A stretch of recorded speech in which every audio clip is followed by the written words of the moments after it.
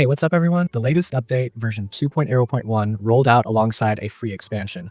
And instead of just tweaking numbers, it actually shifts how progression, challenge, and exploration work together. First off, the biggest thing players are going to notice is the new story content tied to Bizarro. This isn't just a quick questline you breeze through and forget about. It adds new narrative layers in Generomosia that feel more deliberate, with characters pushing the story forward instead of simply reacting to you.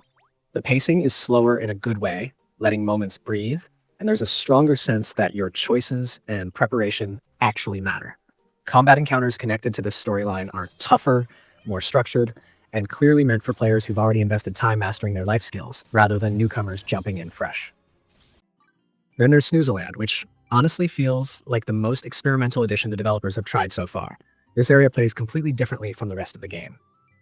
Each time you enter, you start at level 1, gear is stripped down, and the world reshuffles itself every run. Enemies, layouts, rewards, and even the rhythm of progression feel unpredictable, but not unfair. It pushes you to rely on fundamentals instead of raw stats, which makes every decision more intense. Do you push forward and risk losing progress, or play it safe and lock in what you've earned? That tension wasn't really present in the base game before, and it adds a fresh layer for veteran players who felt like they'd already seen everything. On the combat side, high difficulty content has clearly been expanded with players in mind who want a real test. The Primordial Dragon is the standout example here. This boss isn't about brute force alone. It demands awareness, timing, and preparation. Attack patterns are more punishing, healing windows are tighter, and mistakes stack quickly. It's the kind of fight that teaches you something every time you fail, and that's a big shift from earlier bosses that could often be overwhelmed with enough gear and levels. Outside of the big flashy additions, the patch notes are packed with smaller adjustments that add up fast. Enemy behavior across several regions has been refined, making fights feel more reactive instead of scripted. Some attacks have clearer visual tells, while others hit harder to compensate. Several life abilities have been adjusted so they scale more consistently into late game, which helps reduce situations where one life felt mandatory while others lagged behind. Crafting balance has also been tuned, with certain high-tier recipes now requiring more deliberate material gathering, while others have had their costs slightly reduced to respect player time. Quality of life improvements are sprinkled everywhere too. Menu responsiveness feels quicker, especially when swapping lives or managing equipment.